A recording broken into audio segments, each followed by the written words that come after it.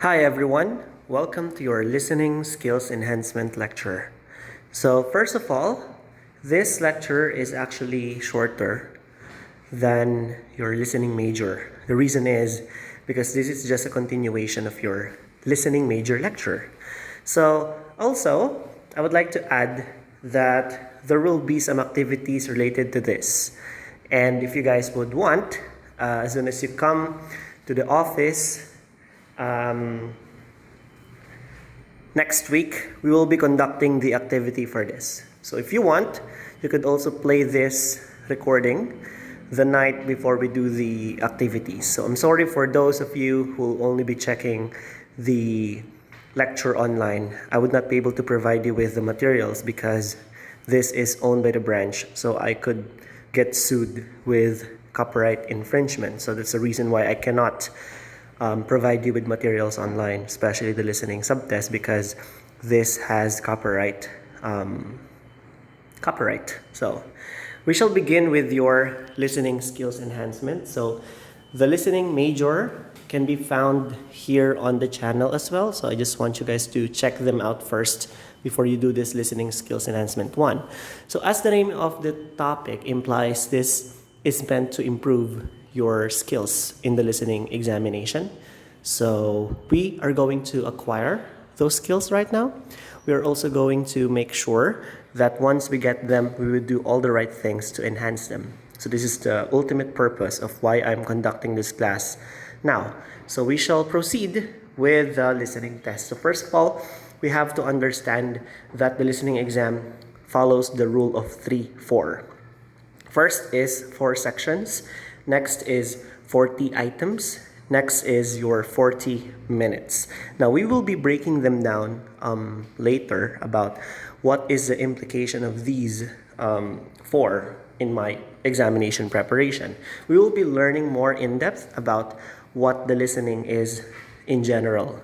So you have 30 minutes for listening to recording, all right, while answering. So this 40 minutes, the entire duration of the examination, is not just for the listening exam itself, but primarily the majority, 3/4, 3 out of 4, 30 out of 40 minutes would be delegated for you to listen to a recording.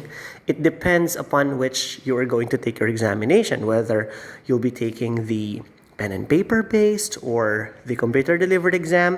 I've already discussed during the listening major the differences, the pros and cons of taking either. So it depends on you which one do you find favorable with your skills right now. So 30 minutes is meant for you to listen to a recording. Then you will be provided with the materials. Normally, primarily, they include your test booklet. We call it the questionnaire. Questionnaire, as the name implies, it contains all your questions, and then you will hear the recording once. So what we suggest, what we always highlight during lectures is that you must take down note. So you are going to do 2 things simultaneously as the recording, as the audio is being played, and that is for you to take down notes together with the listening that you're doing. So afterwards, you'll be provided with 10 minutes, which will be utilized for you to transfer your answers to a designated answer sheet, which I will be showing you in a bit. So take note that the recording is played only once. So we want to make sure that we would acquire all the answers and we don't want to miss any, because each point corresponds to a total band score, which I would also explain later. Now, going back to the rule of 3-4, the 4 sections, 40 items, and 40 minutes. So we have understood that this 40 minutes is divided into the first 30 minutes for you to listen and answer, and the remaining 10 minutes for you to transfer your answers to the answer sheet. So these 4 sections is not actually called sections anymore. Well, for decades, it has been called such. But now, this section is now called part. So whenever you hear the recording during your exam or during practices, you will no longer hear them section 1. You will no longer hear that. You will only hear part 1, which is kind of confusing because we are doing some practices. Now we call it part 1, and then section 1, 2, 3, and 4, and then part 2, section 1, 2, and 4. So I don't want anyone to be confused by this. This is just an update which happened only in 2020. This was reported to us by our students who took the examination for this year, and this has been the trend now. They are now referring to the section as parts. So you have to also be careful on that, not to be confused. But again, this is not going to take a toll on you because hindi naman ito part ng exam. This is just for you to confirm what are the terminologies so that you may be able to recognize them early on, because recognition is also an important part of the examination taking strategies. So that's also what we're going to enhance. Okay, so now continue tayo.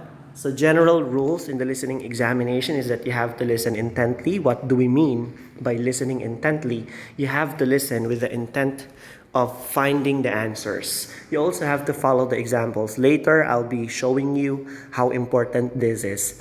But for the meantime, as you listen to this recording, probably it is best to pause this and to get your orange book so that you may be able to follow all the rules indicated for the formatting of your examples. So you could do that now as you listen, but if you are having tough times multitasking, you can do that later. And this recording would be staying here for a bit, so hindi naman ito mawawala. So pwede mo siyang i-check later, your orange book if you haven't got any yet, or if you have it, if you can, do some multitasking. If you're good at that, then come on, do it. Okay. Next is don't fall asleep. You know, the voices in the listening exam is really soothing, really calming. Ang ganda ng kanilang modulation. So we also have to make sure that we are both physically and mentally prepared. So you have to get enough rest. You have to make sure that you are fully awake. You will be preparing yourself physically and mentally in the test, so that you might not fall asleep in the exam. Kasi ayaw naman natin, Diyos ko, tinulugan mo naturally, mamimiss mo ngayon yung mga questions, di ba? So mamimiss. Parang siya, miss mo na, no? Alright, but yeah, we don't want to miss them. So we do the right things. We don't fall asleep. Okay. Next is colored papers. So you have to also make yourself familiar with what you're expected to see in the exam. That's why I'm going to let you know that the papers that you would be using, if you are going to take, of course, the pen and paper base, because the computer delivered exam is a whole new different ordeal. So this one, colored paper, listening test questionnaire is pink in color. The answer sheet naman is orange. Answers for items 1 to 20 is located on the left side, while answers for 21 to 40 is located on the right side of your paper. So we have to make sure that when you do practices, guys, this is important, that when you do practices, you are going to make yourself accustomed to the actual examination conditions. We don't want to do some unnecessary practices which are unrelated to the test itself. What we want to happen, what we want to accomplish is by doing practices, it increases my familiarity of what I actually am intending to do, which is taking the exam in its actual environment. So you also have to make sure that when you do practices in my branch, I am strictly encouraging you guys to bring an answer sheet. It would be a lot better kung ipiprint mo yung official answer sheet na nando sa ating Facebook group. All you have to do is to type the keyword answer, and immediately my Google Drive link will pop up, including the listening, reading, writing task 1 and writing task 2 answer sheets. But sir, I don't have printer. It's expensive to print something with colors. What can I do? All right. You just have to provide yourself with a clean sheet of paper. If you want, those papers would have grids in them, like yung natural na appearance ng notebook na may mga linya, it's okay. Do it. But what I'm trying to say is that kailangan meron kang answer sheet, because sinasanay natin yung sarili natin sa condition na ito, because this is what you're going to do. So please, please, please, when you practice, make it a habit na nagta-transfer tayo ng answer sheet after. AFTER, pagkatapos. You don't transfer answers na nasa middle ka pa lang ng test.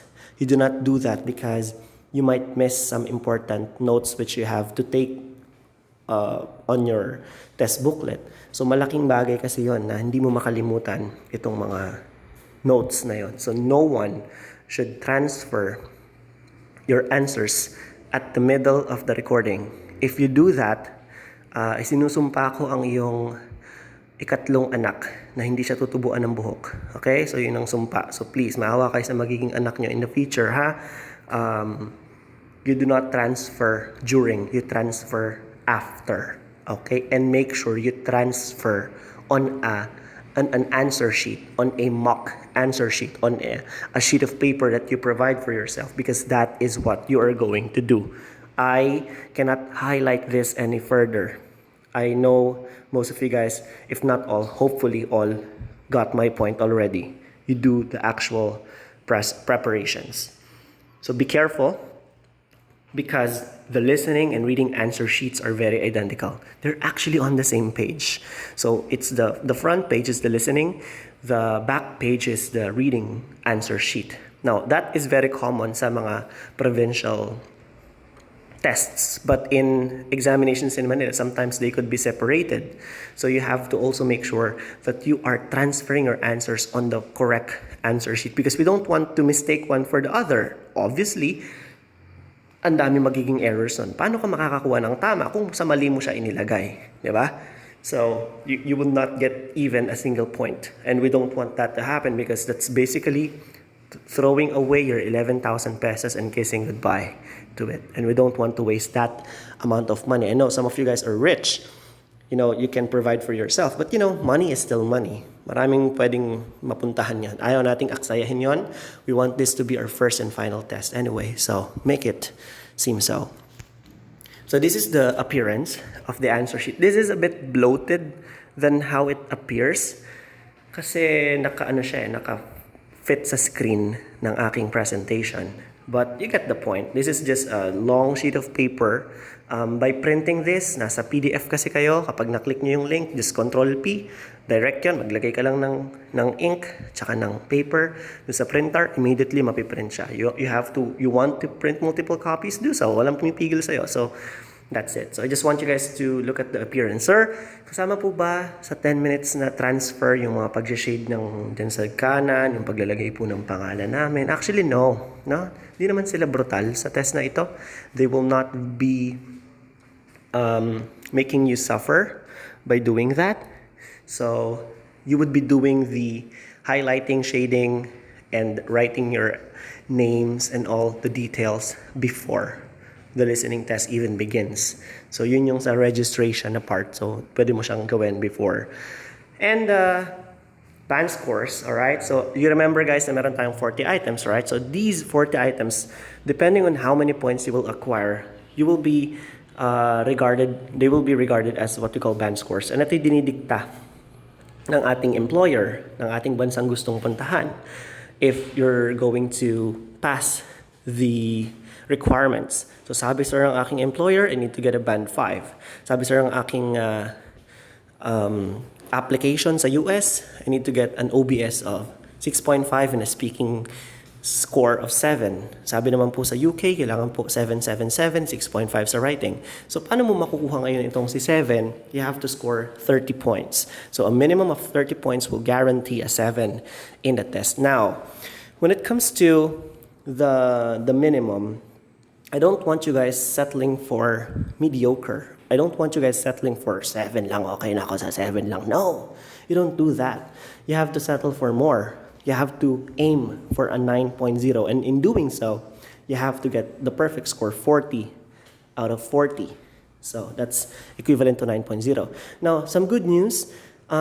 Filipino average, the test takers here in the Philippines are actually getting 7.0. And you already know that most of the test takers in the Philippines are not enrolled in a review center like this. So chances are you would be getting the same 7, not, no sweat. You're not going to put a lot of effort kasi kaya siya. No, unlike dun sa remaining subtests that you have to prepare yourself as well.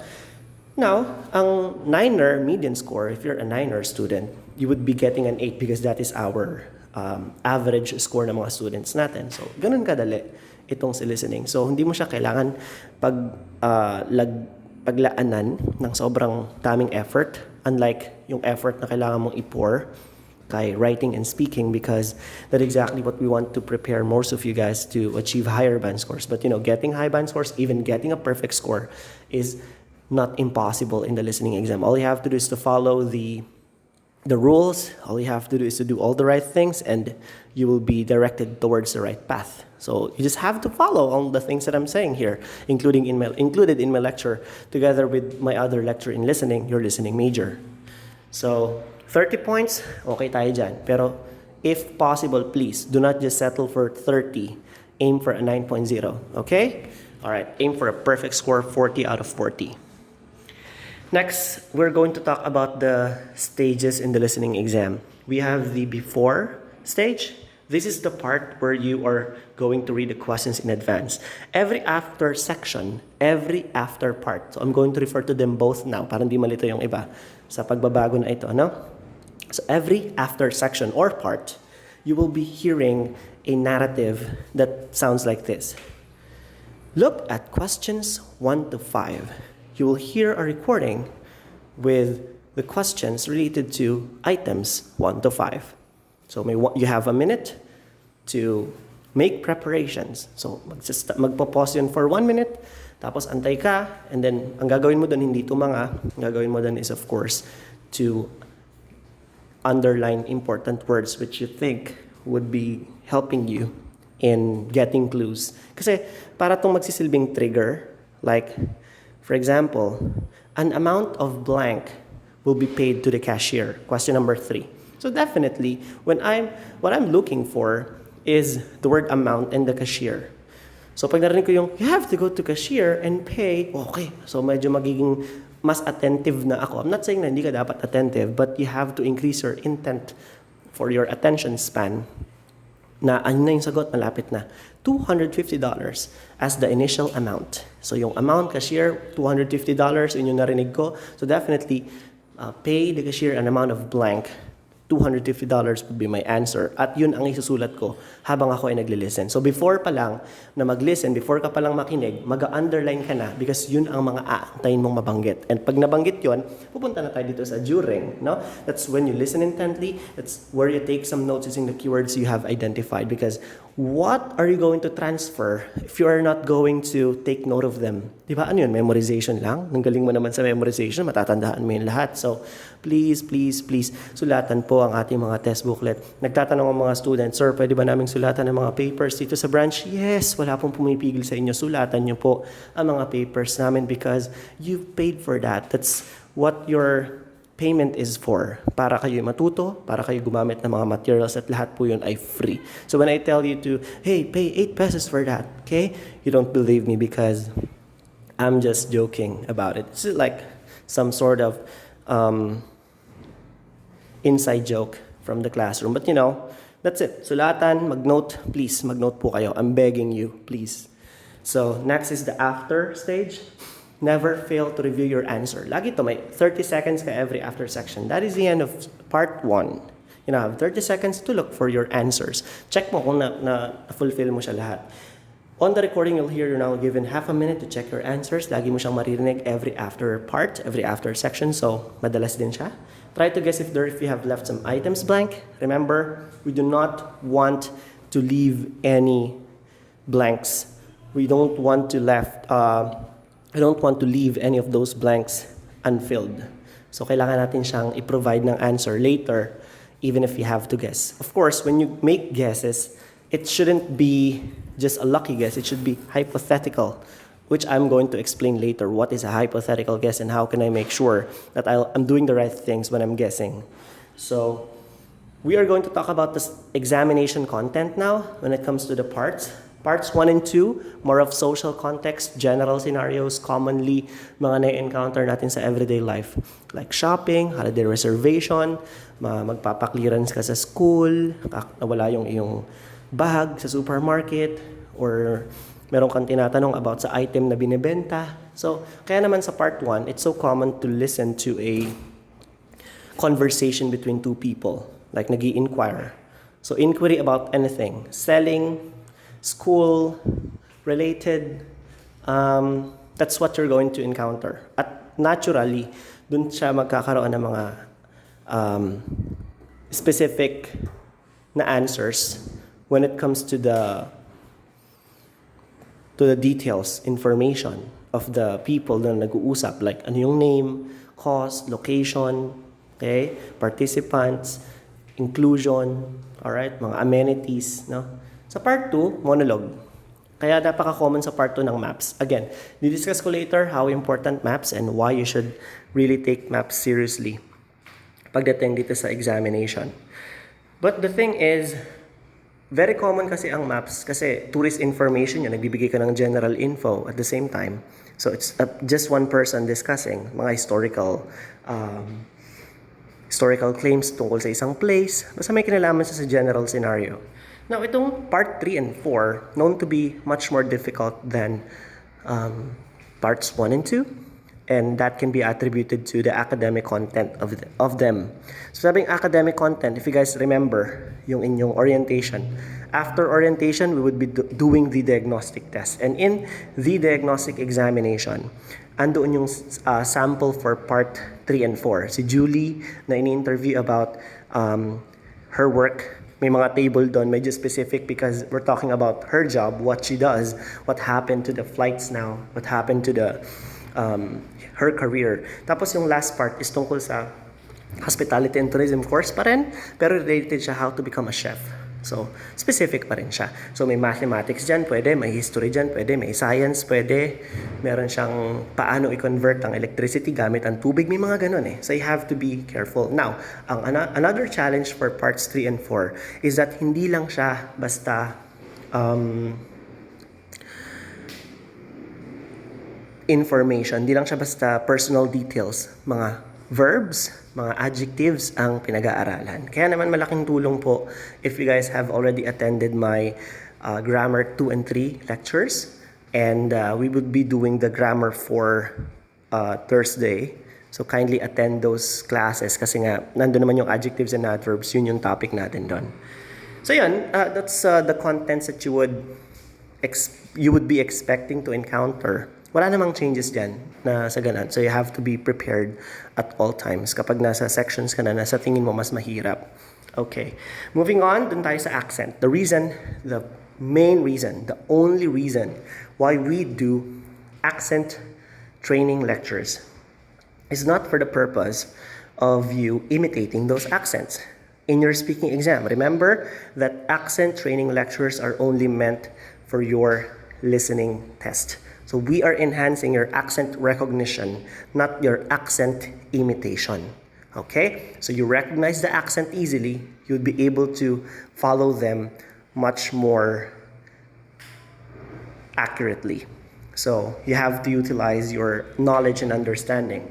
So American is for the very lucky few. Like, as Filipinos, we're accustomed to American accent because most of our media, most of our shows that we watch, most of the songs we listen to are from the United States. So there's a tendency na hindi natin masyadong kailangan silang kabisaduhin pa, but you have to be careful on the way how they are mentioned. For example, the word internet, center, those are how you should be pronouncing them in the speaking exam, not to omit the T, because omitting T's such as pronouncing internet and center are American accents. So they are not great pronunciations of the words kasi hindi niya fina-follow yung IPA or International Phonetic Alphabet.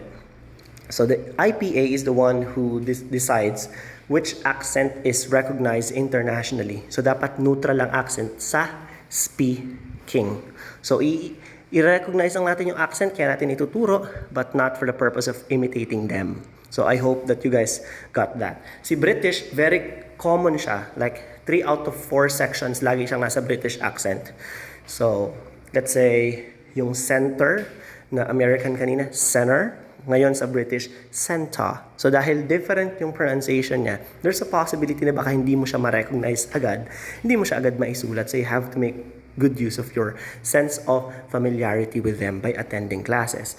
Now si Australian, of course, these are for those who are cursed Ito yung pinakamahirap na accent in the listening exam, primarily because fini-feature niya yung gliding ng American, fini-feature niya yung mga vowel shifts ng British, at medyo peculiar siyang pakinggan if you are not accustomed to listening to them.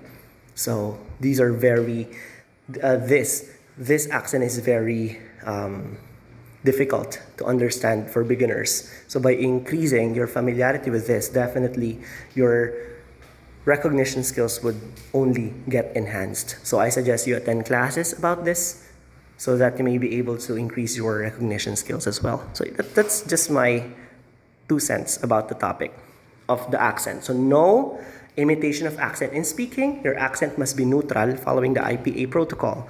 But in the accent training lectures at 9.09er, you follow the recognition skills because we are going to use them in your listening test, because accent and speed are the barriers to listening test, so you have to be accustomed to them. Next is type of questions. We have multiple choice, choose singular answer.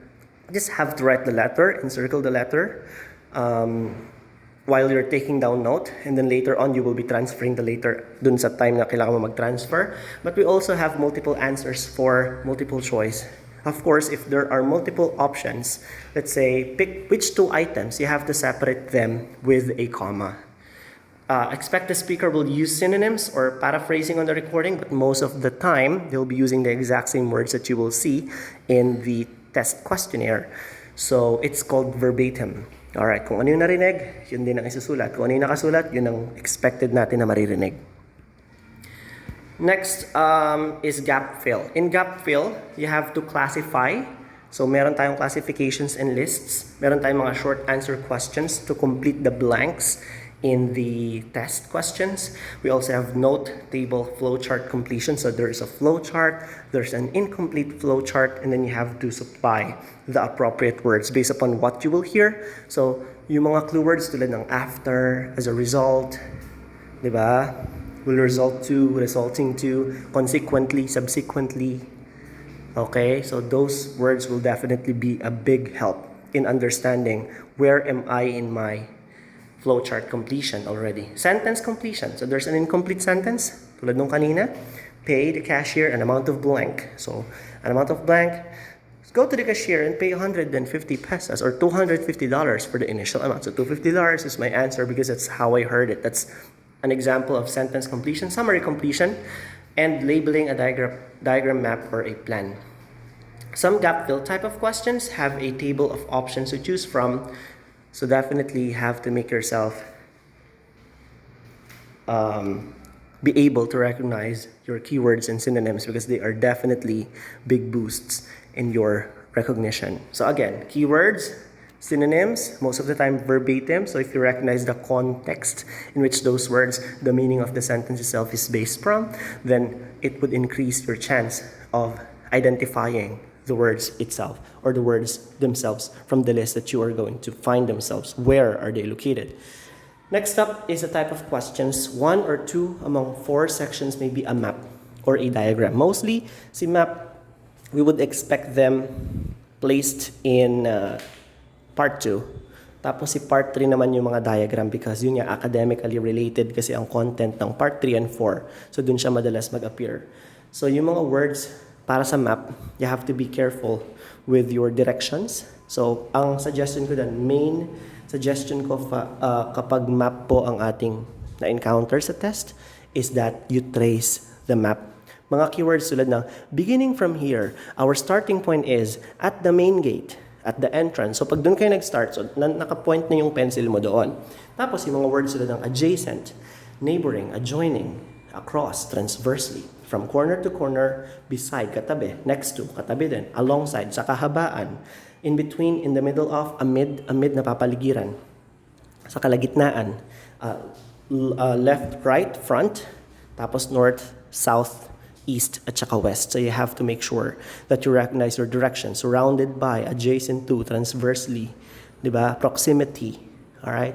Distant. Yan, gamitin yung mga words na yan para ma-recognize yung kung saan ka magte-trace. Okay. Next is yung spelling rules natin. If there is no format of the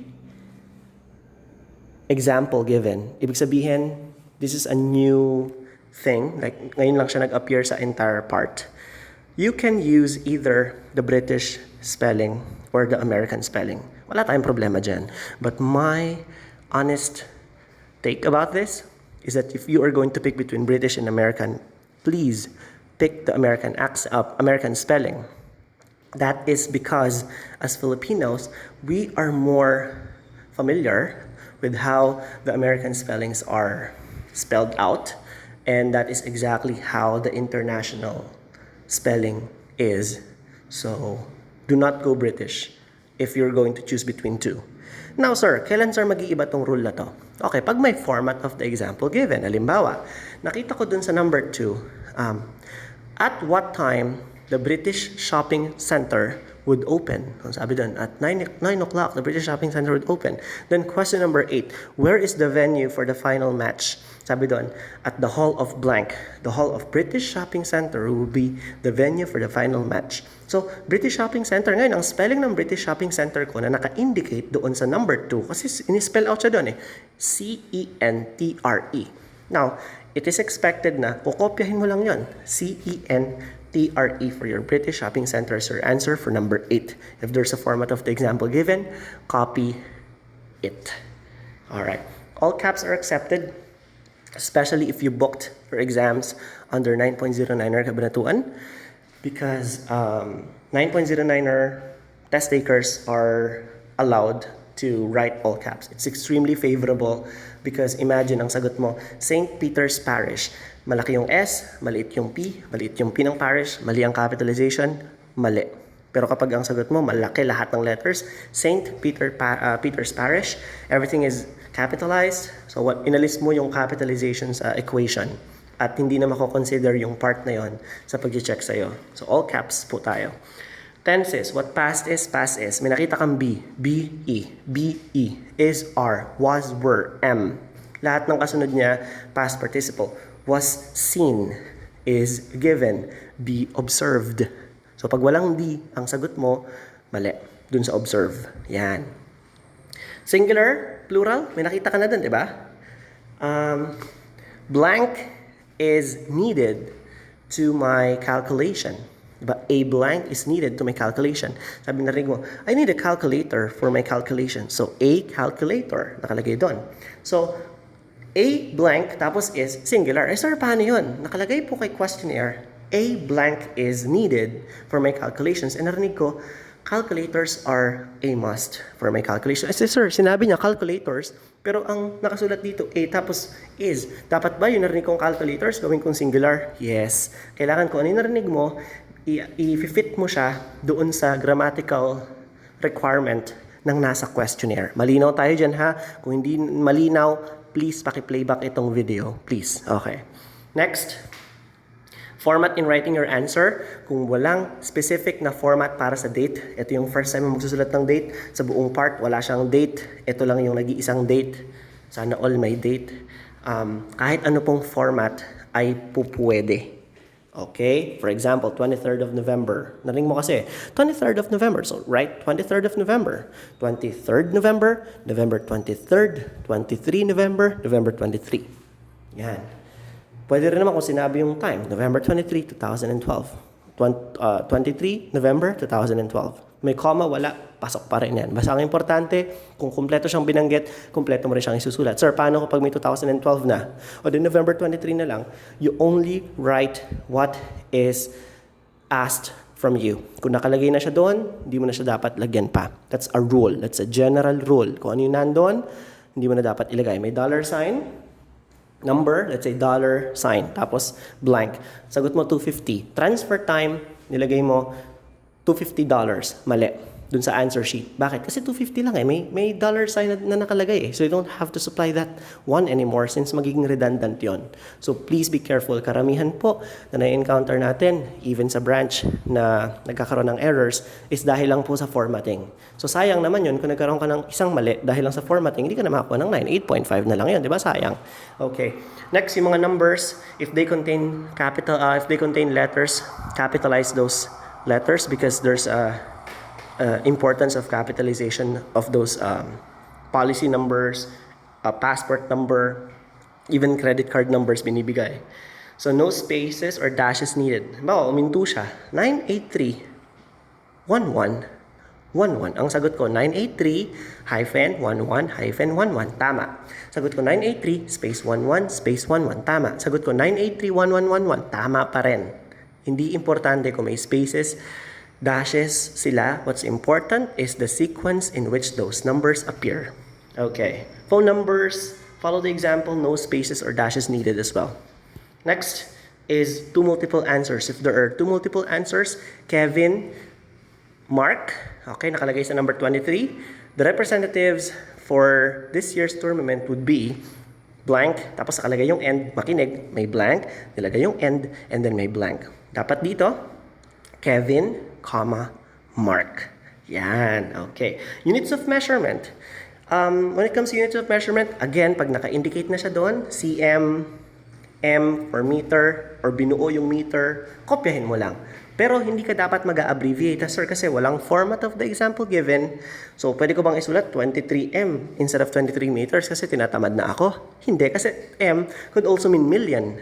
So, kaya kailangan mo siyang buuin. Okay, malinaw tayo dyan. Pati sa time, ha? Kung colon ang separator, kung semicolon ang separator, kung tuldok, it's common in the European concept of time na yung 2:30, 2.30, tas PM. So, kung yun yung nakalagay, may nakalagay na, meron ka ng pagpaparisan, yun pong ibig kong sabihin sa format of the example given, may table. Nakalagay sa item number 11, venue, British Shopping Center. Tapos time, 2.30 PM. Tapos, sabi doon sa baba, sumunod would be the Hall of History. Tapos, yung time, that's the question number 12. Okay, ang sagot mo is 4:30, tapos in the afternoon. Mali yun. Kasi dapat 4:30 PM. Kasi may susundan ka, may pagpaparisan ka. Just have to copy it. Di ba, ang dali ng exam? Meron siyang outline na kailangan mo lang siyang sundan na pattern. Pag hindi mo sinundan yun, ewan ko na lang. Okay. Next, do not write. Napaka-importante. Do not write the unit if it is already indicated on the questionnaire. Same with monetary signs. So if the dollar sign is already indicated, there's no need for you to write one anymore. So tips in listening, there are questions in the answer if they're not given in succession.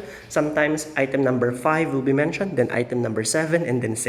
So your scope would be 2 to 3 items all at once. If there's a spelled out information, take note of it. Most likely it is an answer, especially addresses at saka names. Okay, Anna Parks. ANNAPARKS.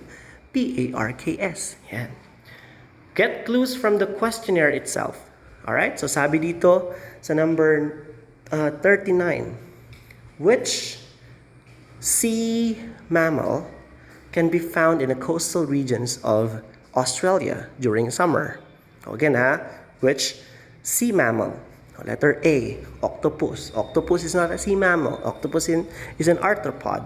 And then B, kangaroos. Come on. In the sea? During summer, coastal? No kangaroos. And then C, shark. Shark is a mammal. Shark is found in the water. So, hindi ko man siya marinig, meron akong sagot. Yun, ganun tayo gagawa ng tinatawag na hypothetical guess. Hindi, basta-basta na, wala akong sagot sa 39, sagot ko na lang okra. Saan mo kinuha yung okra? Multiple choice, beshi, ano ba? Okay? So, kailangan mong mag-deduce ng info. Kailangan mong i-analyze ng mabuti the question at ano yung what guesses can you make out from this particular information supplied to you. So, the correction or corrected information by the speaker is always the correct one. Like, question number 8, when did Kevin go to the beach? I went to the beach last May. Oh, sorry, I forgot it was June. So, May, muna, tapos biglang pinalitan daw, June. Anong ginawa nung test taker? Binura. Tapos nilagay yung June. Mali. Dapat po, guhitan lang yung May at ilagay agad ang June. Dahil may tendency na baka after nang mag-correct, may susupply pa siyang info sa 9 and 10, hindi mo na maririnig yon dahil busy ka sa kakabura. Okay, so wag gagamit ng pambura. So, ito pong mga gagamit ng pambura habang nagli-listen. May panibago po akong sumpa. ang inyong anak na babae, magiging anak na babae, ay tutubuan ng makapal na buhok sa kilikili. At mabilis tumubo yun. At may inis siya palagi. Bakit laging tumutubo ang buhok sa kilikili? Yan. Kaya huwag kayo magbubura. Maawa kayo sa mga magiging anak nyo. Alright. So, that will be the end of this lecture as promised. Next week, sa mga attend, magkakaroon po tayo ng listening skills enhancement activity. You could play this as well, even before the lecture itself or the activity itself happens the night before para ma-refresh ka lang about the listening skills that you need. Probably, magpa-fall yan ng afternoon. Okay, after siguro ng isa nating discussion. So that's it. That'll be the end of your listening skills enhancement major lecture. Naka-upload din sa channel. So please make it a habit na from time to time, medyo i-visit nyo rin siya para panoorin. So I wish everyone a nice day ahead of them. God bless and good luck. Bye-bye.